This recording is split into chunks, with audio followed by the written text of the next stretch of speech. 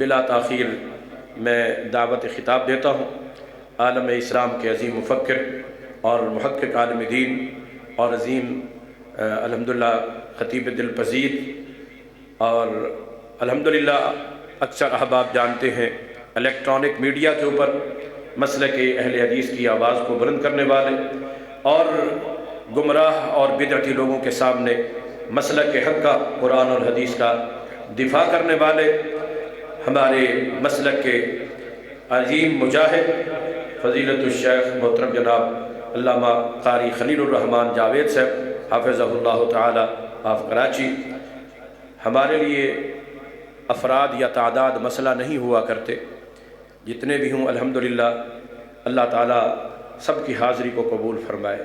ساتھی ذرا سامنے آ جائیں قریب۔ الحمدللہ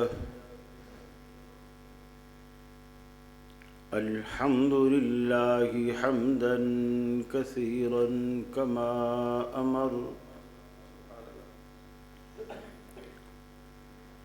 ونشهد ان لا اله الا الله وحده لا شريك له في الخلق والامر،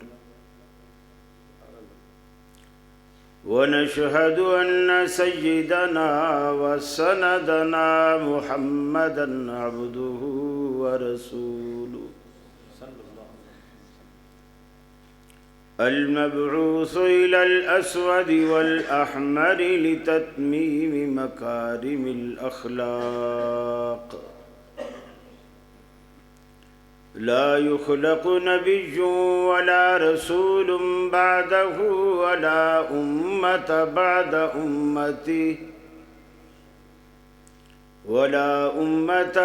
أمته ولا شريعة بعد شريعته ولا كتاب بعد كتابي، وصلى الله تعالى عليه وعلى آله وأصحابه الذين هم خلاصة العرب، الذين هم مفاتيح الرحمة ومصابيح الغرل۔ أعوذ بالله السميع العليم من الشيطان الرجيم، بسم الله الرحمن الرحيم۔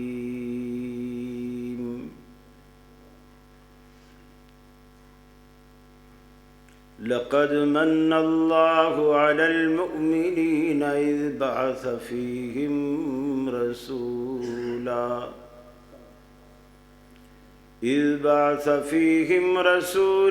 من أنفسهم يتلو عليهم آياته ويزكيهم ويعلمهم الكتاب والحكمة وإن كانوا من قبل لفي ضلال مبين۔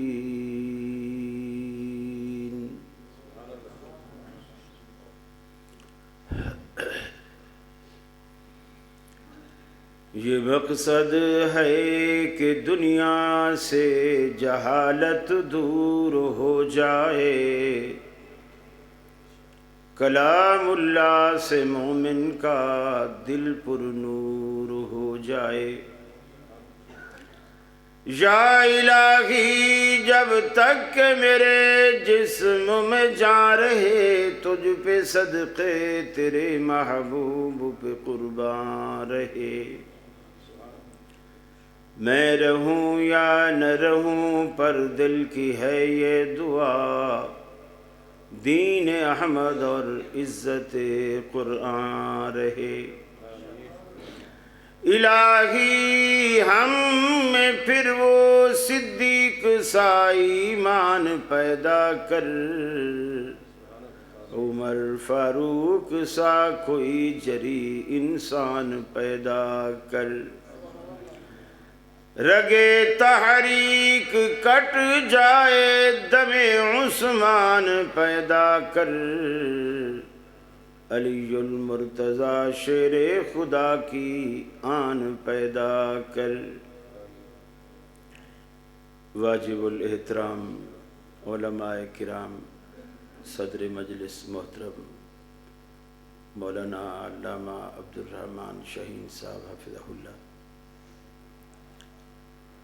فیصل آباد کے اس 29 چک کے میرے اہل توحید مسلم بھائیوں، میری مسلم ماؤں بہنوں بیٹیوں، آج ہم تکمیل صحیح بخاری کی تقریب کے عنوان سے آپ کے علاقے میں جمع ہیں۔ اللہ سے دعا ہے اللہ رب العالمین مجھے حق کہنے کی، آپ کو حق سننے کی، ہم دونوں کو عمل کرنے کی توفیق عطا فرمائے۔ الحمدللہ اب زیادہ پنجاب کے دورے ہوتے ہیں، یہاں میں کچھ خرابیاں دیکھتا ہوں۔ آپ لوگ سر پہ لٹو ہوتے ہیں اور سر پہ سر دھنتے ہیں، الفاظ پہ بالکل بھی غور نہیں کرتے۔ پہلی بات تو یہ ہے، آپ نے مجھ سے پہلے کسی نوجوان لڑکے سے آپ نے ایک نظم سنی، اس میں قرآن مجید کے جو حروف مقطعات ہیں، ان مقطعات کے معنی رسول اکرم صلی اللہ علیہ وسلم کے وجود کے مختلف اعضاء وہ ترجمے کے طور پر لیے گئے۔ مثلاً واللیل سے مراد حضور کی زلفیں، والفجر سے مراد چہرہ، یاسین سے مراد صحرا، طٰہٰ سے مراد تاج۔ یہ تفسیر کس نے کی ہے؟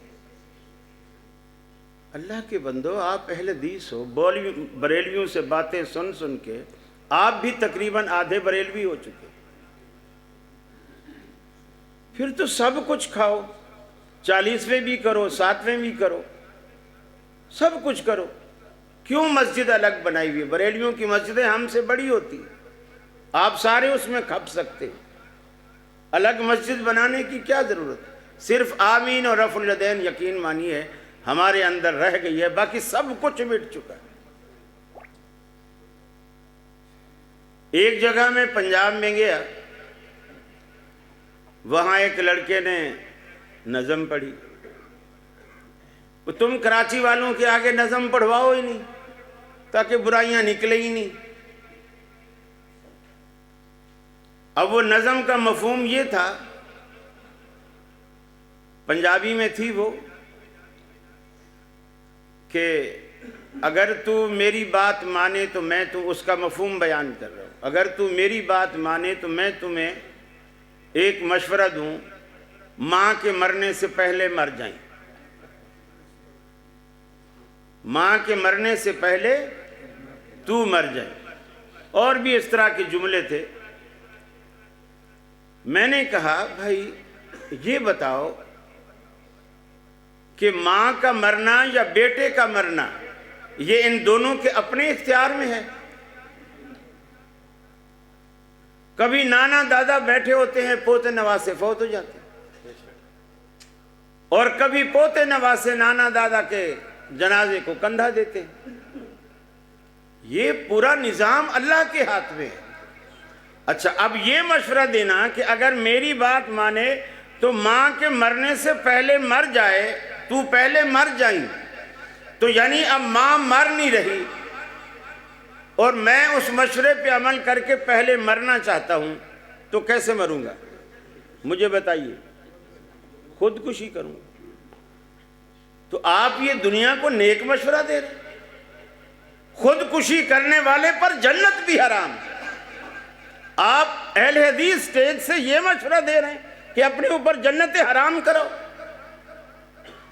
پھر دوسری بات، اگر ماں سے پہلے بیٹا مرے گا تو دکھ کسے ہوگا؟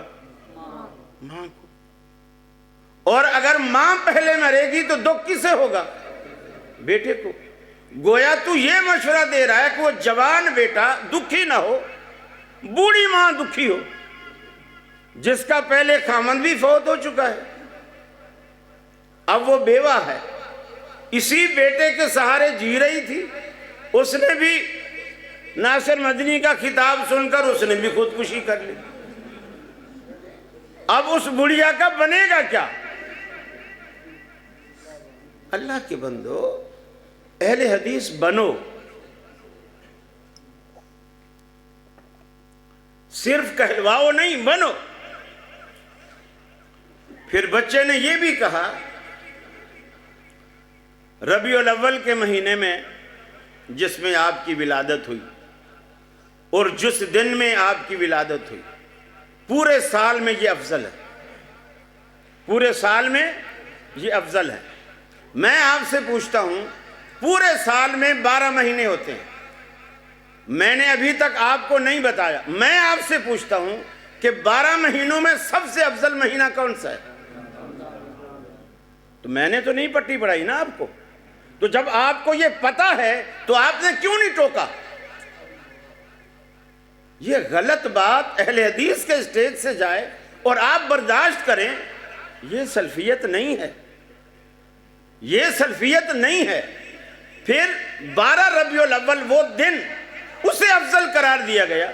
مجھے بتائیے دنوں میں، دنوں کا سردار سب سے افضل دن کون سا ہے؟ جمعہ، اور وہ دن پیر کا ہے۔ 12 ربیع الاول جس کی فضیلت بتائی جا رہی ہے وہ پیر کا دن ہے، اب آپ خود کہہ رہے ہیں کہ جمعہ ہے۔ میرے بھائیو، بنتے ہو وفادار، وفا کر کے دکھاؤ۔ کہنے کی وفا اور ہے، کرنے کی وفا اور۔ ہم صرف اہل حدیث کہلاتے، اہل حدیث ہوتے نہیں، کہلاتے۔ ہونا بہت مشکل تھا۔ اہل حدیث ہوتے تھے صحابہ کرام رضوان اللہ علیہم اجمعین، ایک ایک بات کی قیمت چکاتے تھے، ایک ایک بات کی قیمت چکاتے تھے۔ ہمیں تو ملا ہے نا مفت میں، پکی پکائی کھیر ملی ہے، ہم نے اپنا کھا لی ہے، ہماری نہ اس پہ محنت لگی، نہ کوئی پیسہ لگا، نہ خون پسینہ صرف ہوا۔ بس ابا مسلمان تھا، دادا مسلمان تھا، مسلمان گھر میں ہم پیدا ہو گئے۔ بچپن میں ماں باپ نے ختمہ کروا دیا، گائے کا گوشت گھر لے آئے، گائے کا گوشت بھی کھانے لگے، لہذا ثابت ہوا کہ ہم مسلمان ہیں۔ بس اب تو بہت سارے ہندو بھی گائے کا گوشت کھانے لگے، جب بکرا مہنگا ہوا نا، گائے کا گوشت کھانے لگے۔ میرے بھائی، اسلام ہونے کے لیے کچھ تقاضے ہیں۔ بہرحال مجھے محترم عبد الرحمن شاہین حافظہ اللہ نے حکم دیا تھا کہ حجیت حدیث کے حوالے سے کچھ باتیں آپ کے گوش گزار کی جائیں۔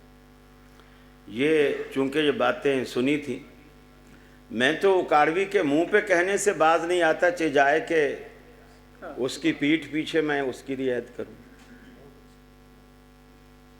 تو یہ ہر اہل حدیث کے اندر یہ جوہر موجود ہونا چاہیے۔ وہ غلط بات سننے کا خود کو عادی نہ بنائے، نہ غلط بات سنے نہ غلط بات کہے۔ فرمایا لقد من اللہ علی المؤمنین اذ بعث فیہم رسولا۔ اللہ رب العالمین نے مومنین پر احسان عظیم فرمایا کہ اللہ رب العالمین نے انہی میں سے اپنا رسول، اپنا نمائندہ بنا کے بھیجا۔ یتلو علیہم آیاتہ، یہ اللہ رب العالمین نے اپنے پیغمبر کی ذمہ داریاں بتلائیں۔ آج دنیا میں کتنے لوگ ہیں جو پیغمبر علیہ السلام کی حیثیت نعوذ باللہ ایک پوسٹ مین کی مانتے ہیں کہ جس طرح ڈاکیا آتا ہے چٹھی دے کر چلا جاتا ہے، اس لفافے کو کھولنا، خط کو کھول کر پڑھنا، پھر گھر والوں کو سمجھا کر جانا، یہ ڈاکیے کی ذمہ داری میں شامل نہیں۔ اللہ کہتا ہے کہ میرے پیغمبر کی ذمہ داری قرآن پہنچانا نہیں۔ یتلو علیہم آیاتہ، پہلی بات پیغمبر کی ذمہ داری یہ ہے کہ لوگوں کے سامنے اس قرآن پاک کی تلاوت کرتا ہے، ان کو قرآن پڑھ کے سناتا ہے، توحید کے قصے سناتا ہے، آخرت کی فکر دلاتا ہے، ایمانیات کی بات کرتا ہے، کفر اور شرک سے ان کو بچاتا ہے قرآن کے ذریعے۔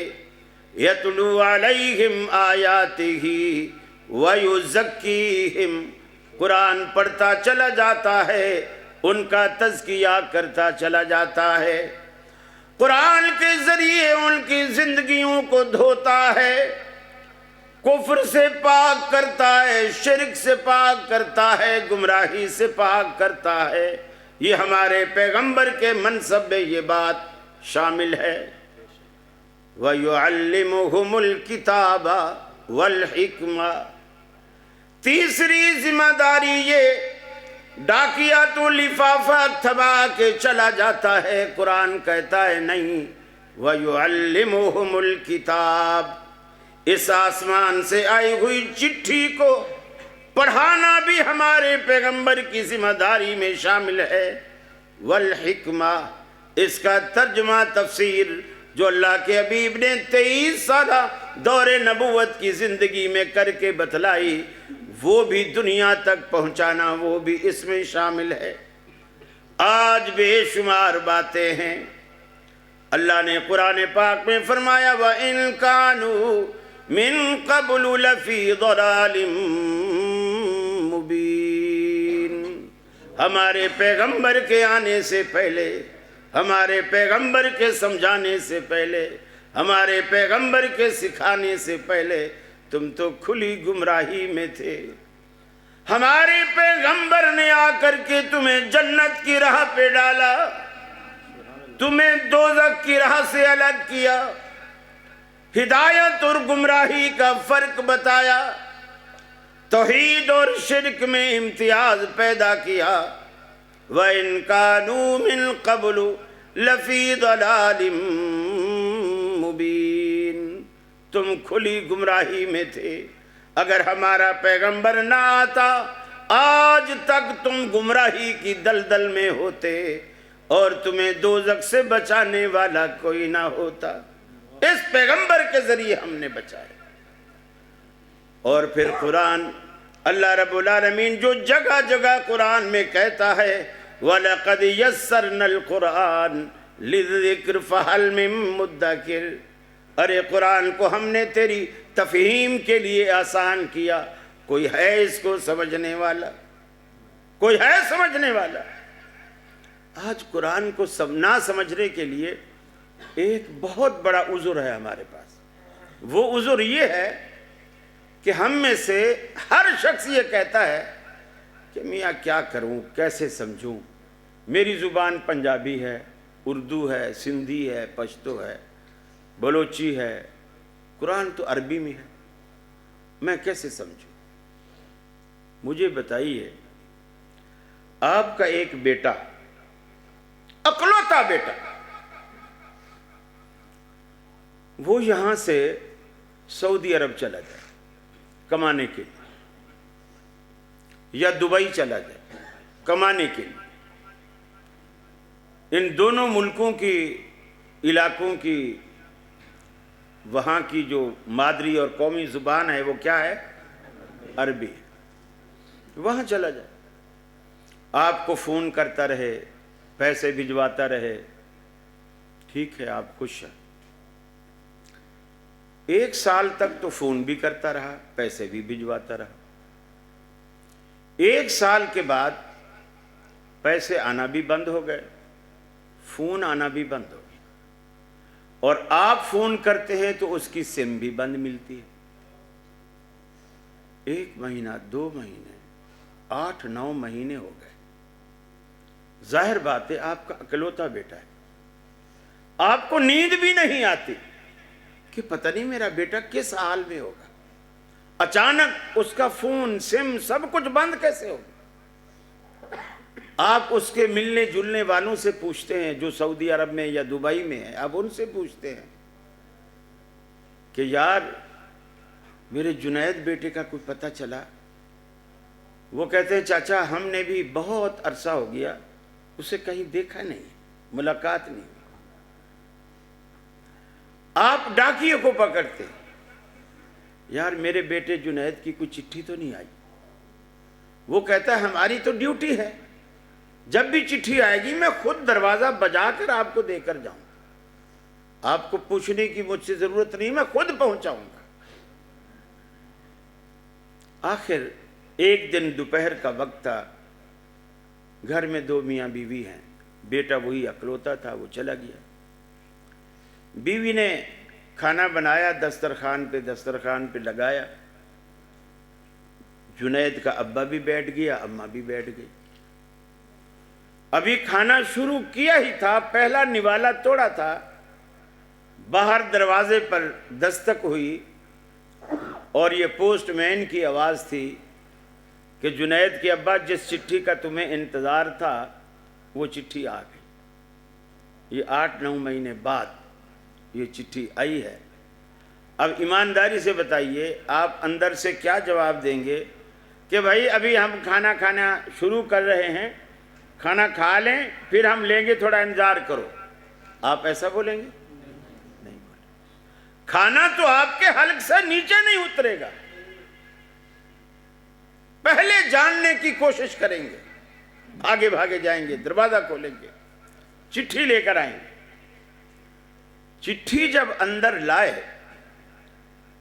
ابھی کھانا ٹھنڈا ہو رہا ہے، آپ کو اس کی پرواہ نہیں، آپ سب سے پہلے لفافہ پھاڑتے ہیں، اندر سے خط نکالتے ہیں۔ جب خط کھولا تو بچہ چونکہ ایک عرصے سے سعودیہ میں تھا، یا اس نے خود لکھا یا کسی سے لکھوایا، وہ خط عربی میں تھا، حالانکہ اس کو پتا ہے کہ میرا ابا عربی نہیں جانتا، پنجابی کے سوا کوئی زبان اسے آتی نہیں ہے، پھر بھی اس نے خط عربی میں لکھوا کے بھیجا۔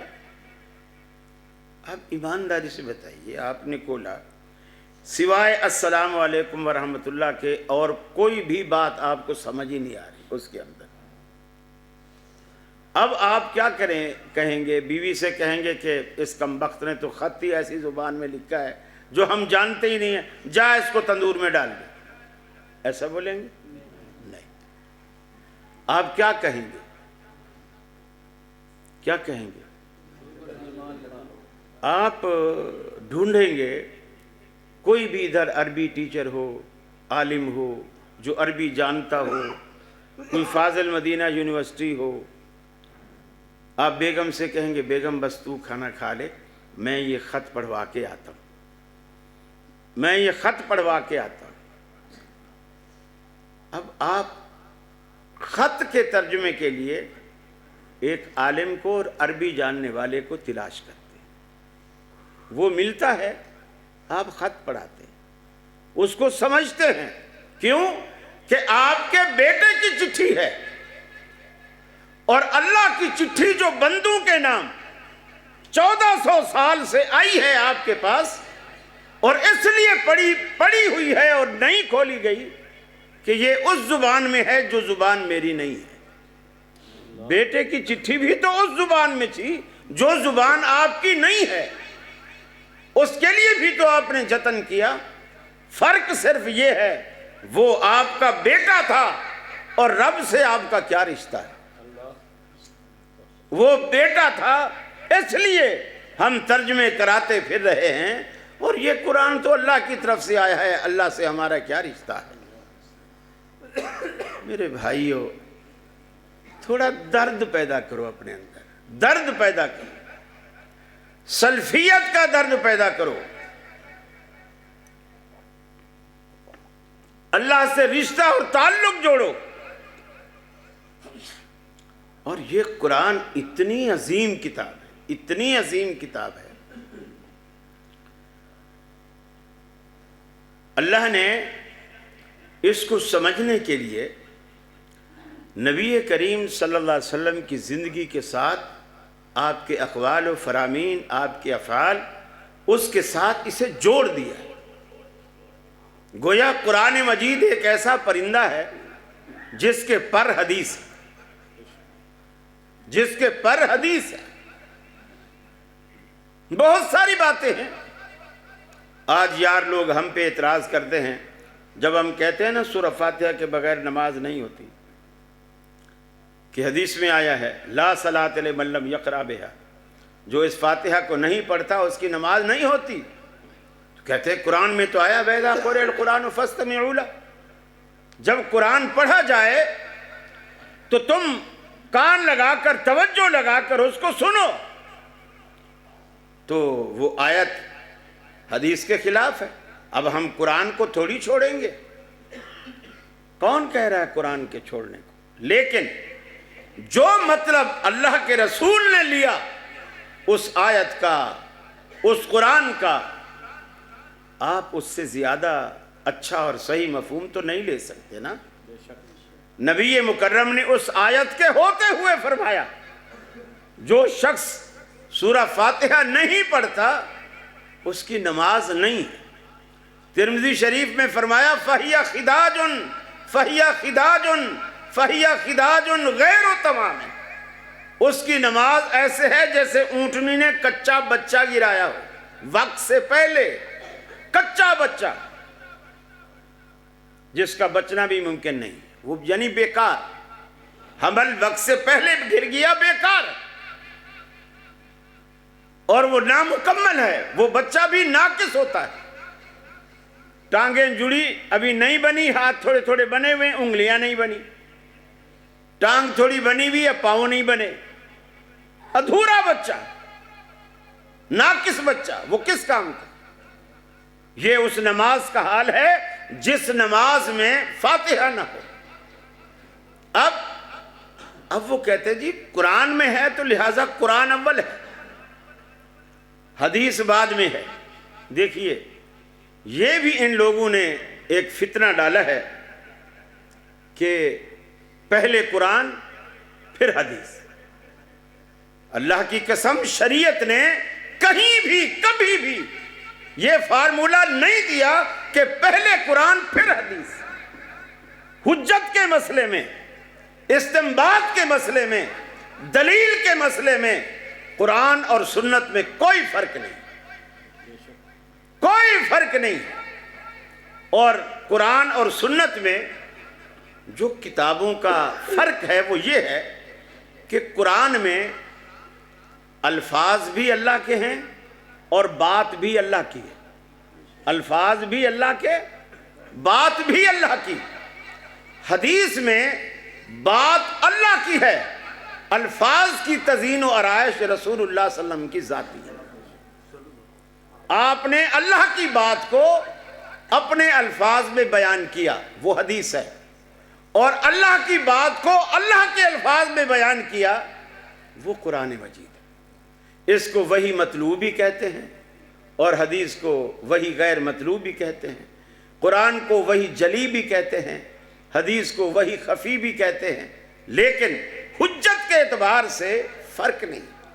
آپ اس بات کے پابند نہیں ہیں کہ کوئی مسئلہ پوچھنے والا آج کسی عالم سے، مفتی سے کوئی مسئلہ پوچھے اور اس کے ذہن میں فوری طور پر کوئی حدیث آئے تو وہ اس حدیث کو روکے رکھے، پہلے قرآن میں کوئی آیت تلاش کرے۔ اللہ نے اس بات کا پابند نہیں کیا کہ پہلے وہ قرآن میں ڈھونڈے، قرآن میں نہ ملے تو پھر حدیث میں دیکھے۔ یہ مقلدین نے یہ تفقہ اور یہ فقاہت ان کی ہے، اسلام کی یہ فقاہت نہیں ہے کہ رکو حدیث پہلے بیان نہ کرو۔ امام ابو ثور رحمۃ اللہ علیہ بہت بڑے جلیل القدر امام تھے، ان کے دور میں ایک خاتون فوت ہوئی علاقے میں، بستی میں، اور پوری بستی میں ایک ہی عورت تھی جو خواتین فوت ہوتی تھی تو ان کو غسل دیتی تھی۔ عورتیں ایک تو ویسے کمزور دل کی ہوتی ہیں، ڈرتی بہت ہیں، میت کے گھر میں اکثر عورتیں جاتی نہیں ہیں کہ اسرائیل بھی وہیں کہیں آس پاس ہوگا، پھر میرے کو دیکھ لے گا، پھر آج اس کو دفن کریں گے، دوسرے دن میرے گھر آ جائے گا۔ تو وہ اس لیے نہلاتا کوئی نہیں ہے عورت. ایک کوئی اور عورت تھی، وہ کسی وہابی مولوی کی بیوی ہوگی، نہیں ڈرتی ہوگی. تو اتفاق سے جب اس کے پاس محلے والے گئے کہ فلاں گھر میں فلاں کی بیوی فوت ہوئی ہے تو آپ آ کے غسل دیں. اس نے کہا غسل تو میں دے دوں گی، پہلے مجھے مسئلہ بتاؤ کہ میں ان دنوں اپنے ایام مخصوص سے یعنی حالت حیض میں گزر رہی ہوں، تو میں تو ناپاک ہوں. غسل تو اس لیے دیا جاتا ہے تاکہ میت کو پاک کیا جائے، تو میں ان ناپاک ہاتھوں سے اسے کیسے دھلا سکتی ہوں؟ پہلے یہ مسئلہ علماء سے پوچھ کر بتاؤ کہ میں غسل دے سکتی ہوں یا نہیں. اگر دے سکتی ہوں تو میں آ جاتی ہوں، اگر نہیں دے سکتی تو پھر کسی اور کا انتظام کرو. لوگ مختلف علماء سے پوچھ رہے ہیں. کچھ سے پوچھیں وہ کہے دے سکتی ہے، وہ پوچھیں دلیل، وہ کہیں دلیل تو پتہ نہیں ہے، بس ہمارا دل کہتا ہے دے سکتی. کچھ پوچھیں نہیں دے سکتی، وہ پوچھیں دلیل، بولے دیکھو یہ ناپاکی کی حالت ہے، نماز روزہ یہ بھی نہیں کر سکتی، تو غسل کیسے دے گی؟ لہذا نہیں کر سکتی. دلیل کسی کے پاس. اب یہ بھی دیکھیے اللہ تعالیٰ نے یہ ذوق اور یہ شوق بھی اہل حدیث کو عطا کیا ہے کہ وہ پوچھتے ہیں اس بات کی دلیل کیا ہے. اصحاب الرائے کے ہاں یہ مسئلہ ہی نہیں ہے، کسی کو جرت ہی نہیں ہوتی کہ عالم سے کوئی شاگرد کوئی جا کر کے دلیل پوچھے. وہ پوچھیں گے الو کا پٹھا، میں تیرا استاذ ہوں، میں نے جو کہہ دیا جائز ہے یہی دلیل ہے، تو مجھ سے اور دلیل مانگتا. بھئی وہ دلیل عالم سے نہیں مانگے گا تو کیا جاہل سے مانگے گا؟ وہ پوچھے گا. یہ حدیث کا مزاج ہے.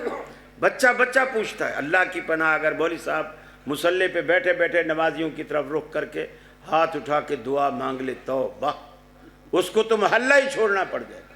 اتنے مفتی آ جائیں گے.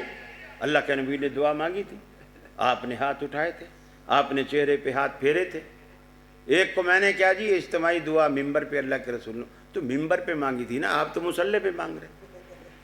اللہ کے رسول نے تو ممبر پہ مانگی تھی، تو آپ بھی پھر ممبر پہ چڑھ کے مانگو نا، آپ مصلی پہ کیوں مانگ رہے؟ عجیب مزاج. کچھ ہم حد سے بھی آگے نکل گئے. ایسی بحث کرتے کرتے ظہر کا وقت ہو گیا. میت گھر میں پڑی ہوئی، غسل دینے والا کوئی نہیں.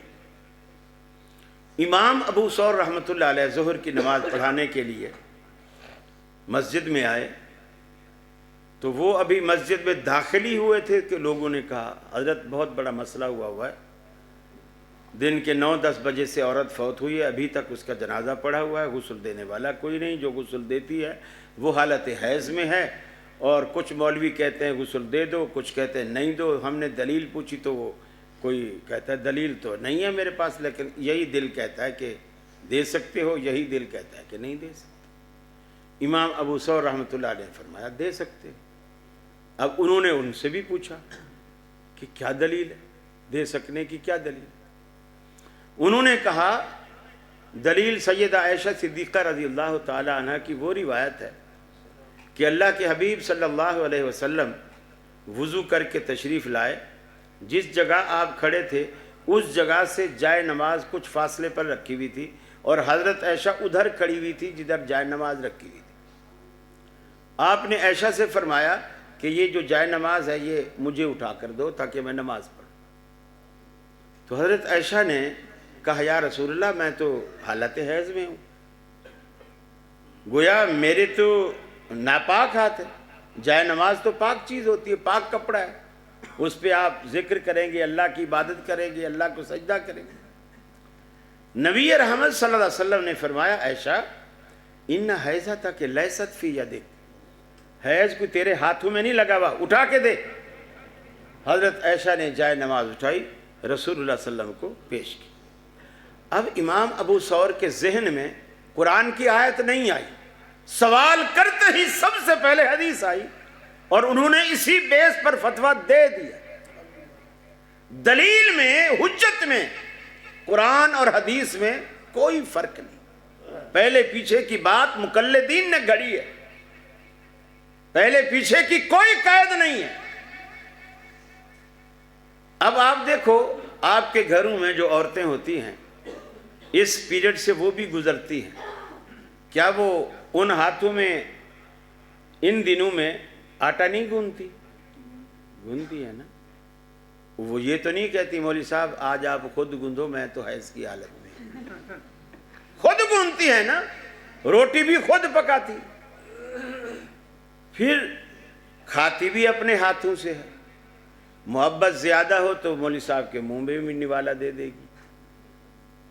یہ ایسا ہوتا ہے۔ اللہ کے حبیب نے فرمایا اگر کوئی شخص محبت سے اپنی بیوی کے منہ میں بھی نوالا دیتا ہے تو وہ بھی صدقہ ہے۔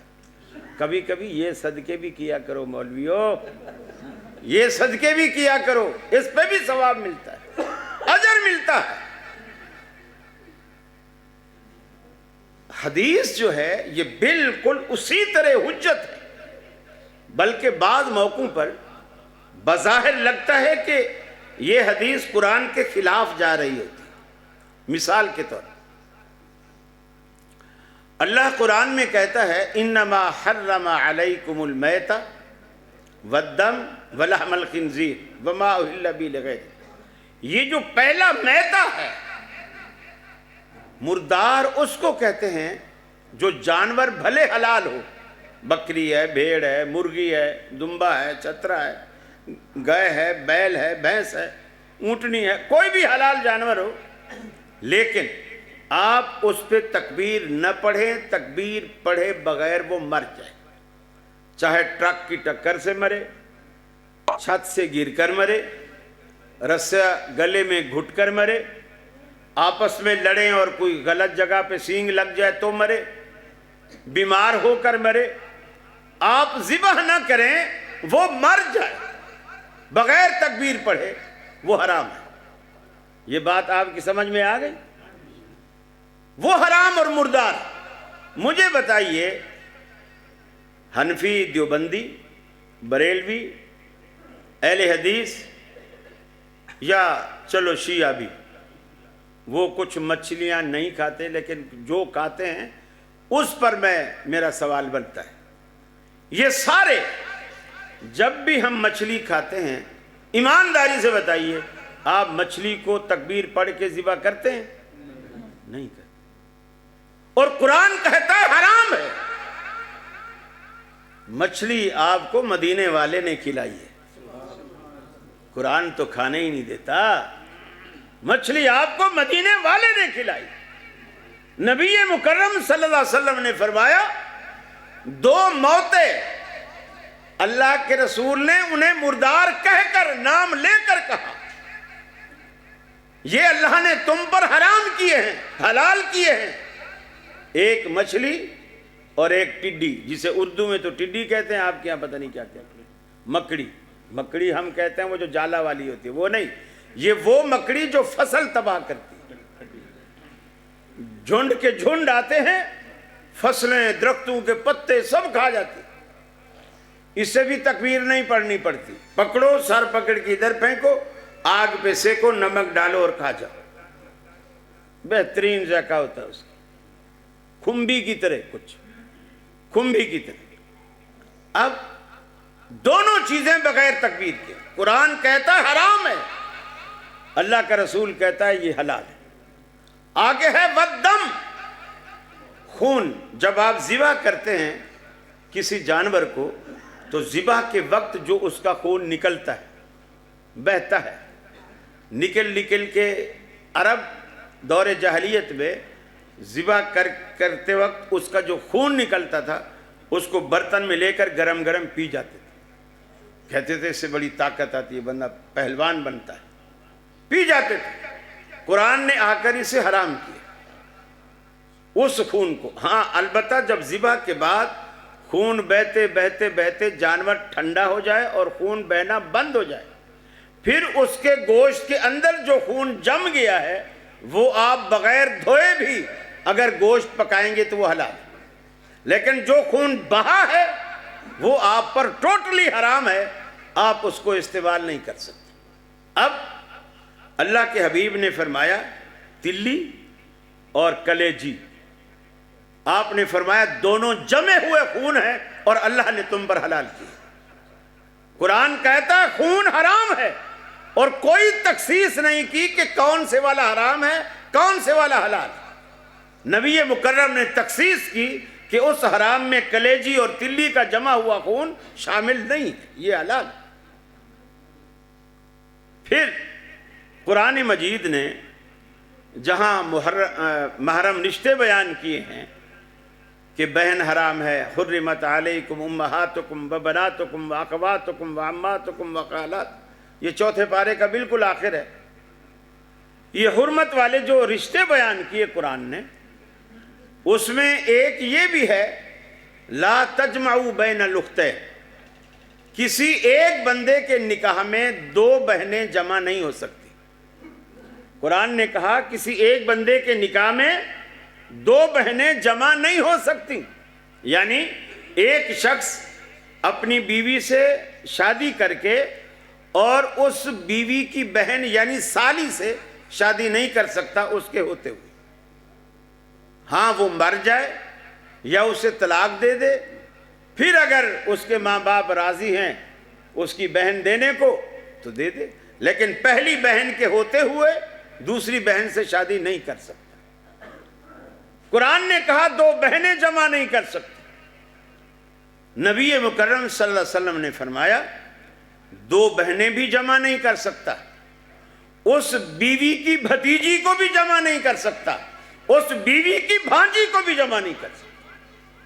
یہ جو دو اضافی رشتے نبی مکرم نے بیان کیے قرآن میں نہیں ہے۔ پھر جس چیز کو مقلدین نے حلالہ بنایا، قرآن کہتا ہے جب کسی عورت کو الگ الگ موقعوں کی 3 طلاقیں ہو جائیں، حنفی کہتے ہیں الگ الگ موقع کی ضرورت نہیں، بس لفظ جب 3 پورے ہو جائیں، حالانکہ قرآن کے صریحاً خلاف۔ الطلاق مرتان، 2 موقع ہیں جس کے بعد بیوی حلال رہتی ہے۔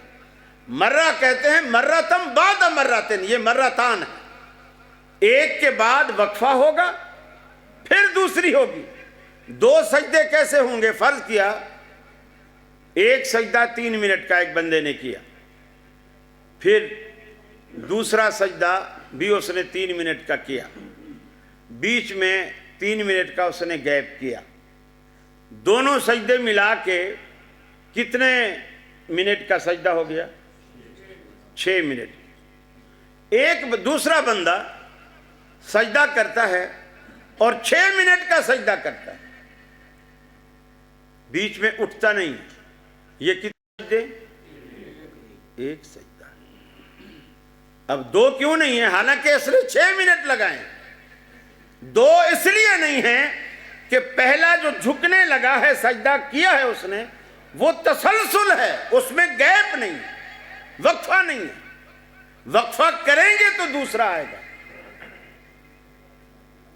جیو ٹی وی پر پروگرام تھا، کئی سال پرانی بات ہے، اور اتفاق سے 2 سال مفتی عبدالقوی نے بھی، آپ کے ملتان والے جو ہیں، وعلیکم السلام، اس نے بھی پروگرام کیا۔ تو جب میں نے یہ بات بیان کی تو کہنے لگا جی ڈاکٹر صاحب، یعنی عامر لیاقت صاحب سے کہنے لگا ڈاکٹر صاحب یہ کیسے ممکن ہے؟ اگر کوئی 1 تھپڑ مارے گا تو 1 گنا جائے گا، 2 مارے گا تو 2 گنے جائیں گے، 3 مارے گا تو 3 گنے جائیں گے، یہ کیسا ہوگا 3 تھپڑ مارے گنے 1؟ یہ تو نہیں ہو سکتا۔ میں نے کہا ڈاکٹر صاحب مجھے یہ بتائیے، ان سے پوچھو جب یہ نکاح پڑھاتے ہیں کتنی دفعہ پوچھتے ہیں؟ ہم تو ایک ہی دفعہ میں کام چلا لیتے ہیں، یہ کتنی دفعہ پوچھتے ہیں؟ 3 دفعہ۔ میں نے کہا 3 دفعہ پوچھا، اس سے پوچھو نکاح 1 ہوا کہ 3 ہوئے؟ کہنے کہ وہ تو نکاح تو ایک ہی بات کو پوچھا، کوئی بات ہے بھلا؟ اب نبی کریم صلی اللہ علیہ وسلم نے جس عورت کو 3 الگ الگ مجلسوں میں طلاق دی اس کو حرام قرار دے دی۔ اب قرآن کہتا ہے حتی تنکح زوجن غیرہ، جب تک کہ دوسرے خاوند سے نکاح نہ کرے۔ اب آیت جو ہے اس سے انہوں نے مفہوم یہ نکالا آرٹیفیشل نکاح، 1 گھنٹے کے لیے کسی سے نکاح کر دیا، اماں باہر بیٹھی ہے، ابا باہر بیٹھا ہے، بھائی جوان باہر بیٹھے ہیں، بہنیں بھی باہر بیٹھی ہیں، وہ 1 گھنٹے والا نکاح کر کے کمرے کے اندر لے جاتا ہے، کنڈی لگا لیتا ہے، دوپہر کا ٹائم ہے، پسینہ پہنچتا ہوا گھنٹے بعد باہر نکلتا ہے اور کہتا ہے میں نے اسے طلاق دی طلاق دی طلاق دی طلاق دی۔ کراچی کے اندر ایک پٹھان اسی بات پر اہل حدیث ہوا، اس نے باپ سے، جب وہ اندر ہیں اور اس نے باپ سے پوچھا ابا یہ بتاؤ کہ کیا یہ اسلام ہے؟ ہم سارے باہر بیٹھے ہوئے ہیں اور ہمارے سامنے وہ ہماری بہن کو اندر لے کے گیا، وہ کہہ رہا ہے بیٹا نکاح ہوا ہے، حلال ہو رہی ہے، نکاح ہوا ہے۔ شریعت نے جس چیز پر لعنت کی ہو، لعنت والے کام سے کوئی چیز حلال نہیں ہو سکتی۔ لعنت والے کام سے آپ نے فرمایا لعن اللہ المحلل والمحلل لہ، حلالہ کرنے والا کرانے والا دونوں پر خدا کی لعنت، دونوں ملعون ہیں۔ اب ایک چیز کو، کپڑے کو پلیدی لگی ہو، اسے پیشاب سے دھوئیں یہ پاک ہو جائے گا؟ لعنت والا کام کسی ناجائز چیز کو جائز کر ہی نہیں سکتا۔ اب جو بات میں سمجھانا چاہ رہا یہ حتیٰ تنکح زوجن غیرہ، قرآن کہتا ہے پہلے خامند کے لیے حلال ہونے کا طریقہ یہ ہے کہ اس عورت کا نکاح دوسرے سے کر دیا جائے۔ کیا کر دیا جائے؟ نکاح۔ نبی کریم صلی اللہ علیہ وسلم فرماتے ہیں نہیں، قرآن کے صریحاً خلاف۔ نبی کریم صلی اللہ علیہ وسلم فرماتے ہیں نہیں، پہلے خامند کے لیے حلال ہونے کے لیے صرف نکاح ہونا کافی نہیں ہے، ہم بستر ہونا بھی شرط، اور قرآن میں کہیں نہیں ہے۔ قرآن میں ایک ہی شرط ہے حتیٰ تنکح زوجن غیرہ۔ اللہ کے رسول کے پاس ایک عورت آئی، اس نے کہا یا رسول اللہ جس پہلے خامند نے مجھے طلاق دی تھی نا، میں دوبارہ اسی کے پاس جانا چاہتا ہوں، نئے والے کے پاس نہیں رہنا چاہتی۔ آپ نے پوچھا کیا عذر ہے؟ اس نے کہا اس کے پاس تو بالکل ایسے ہے جیسے اس نے دوپٹے کا ایک پلو نکالا اور وہ نکال کے آپ کو دکھایا، گویا اس آدمی میں جو دوسری شادی میں نے کی ہے مردانہ قوت ہی نہیں۔ آپ نے فرمایا تو پہلے خامند کے پاس نہیں جا سکتی، پہلے خامند کے پاس نہیں جا سکتی، اس لیے کہ دوسرے خامند نے تیرے ساتھ ہم بستری نہیں کی، لہذا تو حلال ہی نہیں۔ قرآن کہتا ہے صرف نکاح کرنے پر ہو جائے گی۔ اب ان سے پوچھو جو ہمیں کہتے ہیں نا ویذا قرئ القرآن سناتے ہیں، ان سے پوچھو بس نکاح کرو اور طلاق لے لو، کمرے میں بند کرنے کی کیا ضرورت ہے؟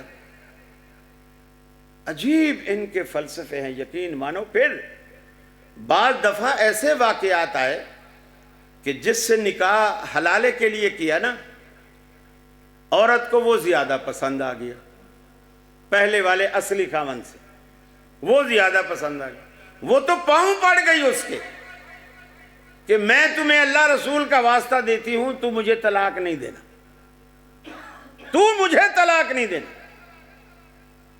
ان لوگوں نے عدالت میں کیس کر دیا، فرض کر لیا وہ جو دوسرا بندہ تھا اس کا نام نتھو تھا، پہلے والے کا نام خیرہ تھا۔ عدالت میں کیس کیا، پہلے خامند نے، خیرے نے، جج صاحب نے پوچھا ہاں بھی کیا مسئلہ ہے؟ بولے نتھو جو ہے میری بیوی کو طلاق نہیں دیتا۔ اس نے کہا پاگل آدمی، بیوی تیری ہے تو نتھو کیسے طلاق دے گا؟ اپنی بیوی کو تو ہی طلاق دے گا، بیوی کو نتھو کیسے طلاق دے گا؟ عجیب ان کے مذہب ہے۔ اور اب اس ڈر سے بچنے کے لیے انہوں نے کیا طریقہ اختیار کیا ہے؟ پہلے طلاق نامے پر اس دوسرے خاوند سے سائن کرواتے، طلاق نامے پر نکاح سے پہلے سائن کرواتے کہ بعد میں مکر نہ جائے۔ اچھا اب نکاح نہیں ہوا، طلاق پہلے ہو گئی، تو طلاق تو ہوتی ہے نکاح والی کو، اس نے طلاق کس کو دی ہے؟ اچھا اور اگر نکاح سے پہلے بھی طلاق ہو جاتی ہے تو اس کے بعد جو نکاح ہوا ہے اس کو تو طلاق ہو چکی. عجیب فلسفے ان لوگوں کے، عجیب فلسفے. میرے بھائیوں، قرآن مجید کو سمجھنے کے لیے نبی مکرم صلی اللہ علیہ وسلم کی زندگی جب تک اس کے ساتھ نہیں ملاؤ گے تب تک کوئی فائدہ نہیں، کوئی فائدہ نہیں.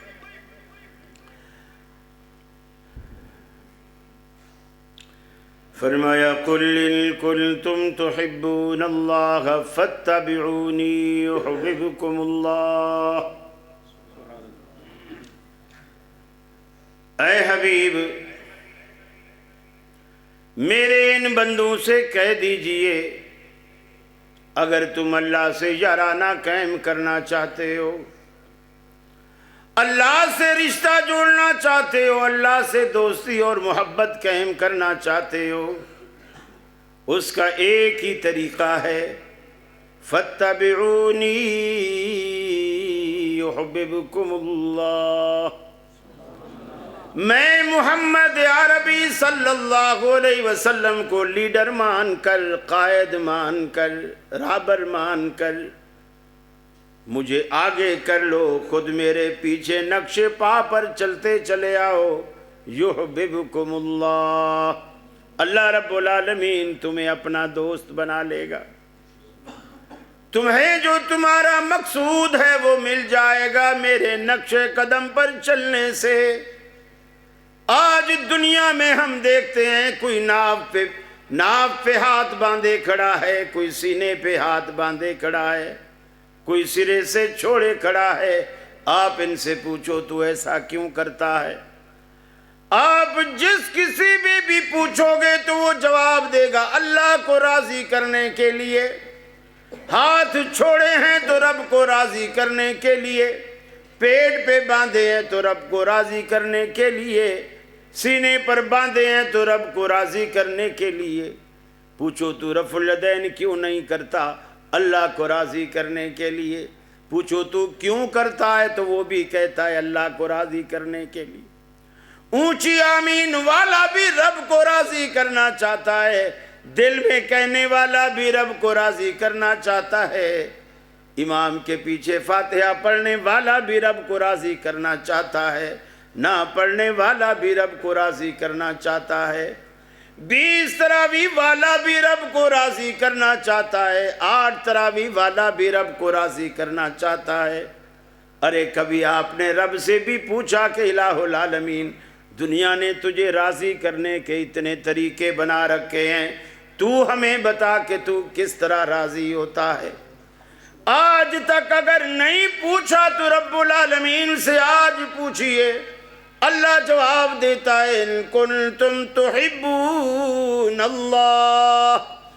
اے دنیا والو، اگر واقعی تم اللہ کو راضی کرنا چاہتے ہو فاتبعونی یحببکم اللہ، میرے حبیب کو قائد مان کر، اس کے اسوے پر، اس کے نقش پا پر، وہ زمین پہ چلتا ہوا جو اپنے نقش پا چھوڑتا چلا آئے، تم انہی نقش پا پہ اپنے قدم رکھ کر چلتے چلے آؤ. نتیجہ یہ نکلے گا یحببکم اللہ، اللہ تمہیں اپنا محبوب بنا لے گا. اور اس کا فائدہ کیا ہوگا؟ ہم کہتے ہیں الہ العالمین، ہم تو بڑے مطلبی لوگ ہیں کہ دنیا میں جس سے بھی یاری اور تعلق بناتے ہیں اس نیت سے بناتے ہیں کہ ہمیں کوئی فائدہ ہوگا. دنیا میں بیٹے بیٹی کی شادی پر دوست کام آ جاتے ہیں، خوشی غمی میں دوست کام آ جاتے ہیں. اگر تیرے محبوب کے نقش قدم پر چل کر تجھ سے ہم نے دوستی بنا لی، تیری دوستی کا ہمیں کیا فائدہ ہوگا؟ اللہ کہتا ہے یغفر لکم ذنوبکم، میں تمہاری ساری زندگی کے گناہ معاف کر دوں گا صرف اس بات سے کہ تم میرے نبی کے پیچھے چلے تھے. یغفر لکم ذنوبکم.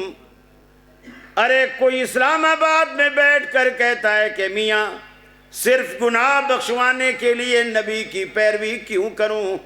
وہ تو بہشت کے دروازے سے گزرنے سے بھی گناہ معاف ہو جاتے ہیں، فلاں دہلیز پر ماتھا ٹیکنے سے بھی گناہ معاف ہو جاتے ہیں۔ اللہ کہتا ہے میرے بندے یہ تیری بھول ہے، واللہ غفور الرحیم، میرے در کے سوا کہیں بھی گناہ معاف نہیں ہوتے، ایک اکیلا میں ہوں جو تمہارے گناہ معاف کرنے والا ہوں۔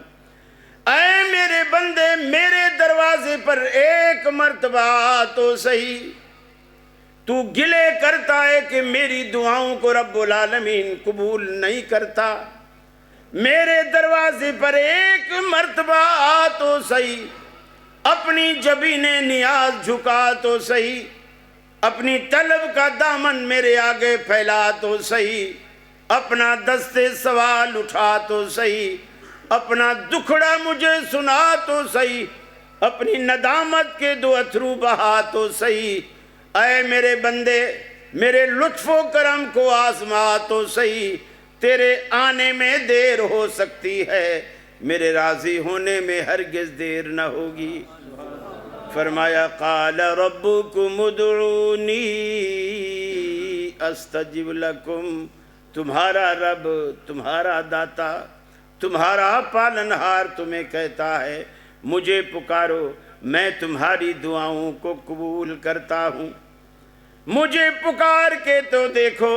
فرمایا زمین سے لے کر آسمان تک ساری کی ساری فضا کو گناہوں سے بھر کر کے لے آؤ اور میرے دروازے پر آؤ، ایک مرتبہ زبان سے بولو اللہم اغفر لی، اے اللہ مجھے بخش دے، اب تک میں بھولا رہا۔ اللہ کہتا ہے وَبِعِزَّتِي وَجَلَالِي، مجھے میری عزت کی قسم، میرے جلال کی قسم، تم زمین سے آسمان تک اپنے گناہ کر کے میرے پاس لے آؤ، میں تمہارے گناہوں سے بھی دگنی رحمت لے کر تمہارا استقبال کروں گا۔ آ تو صحیح۔ ہم اہل حدیثوں کی ایک ہی دعوت ہے، عبادت اللہ رب العالمین کی کرو اور طریقہ محمد الرسول اللہ صلی اللہ علیہ وسلم کا اختیار کرو۔ مجھے جو وقت ملا تھا مکمل ہوا، اللہ سے دعا ہے اللہ رب العالمین مجھے بھی اور آپ کو بھی عمل کی توفیق عطا فرمائے۔ وآخر دعوانا ان الحمد للہ رب العالمین۔ السلام علیکم۔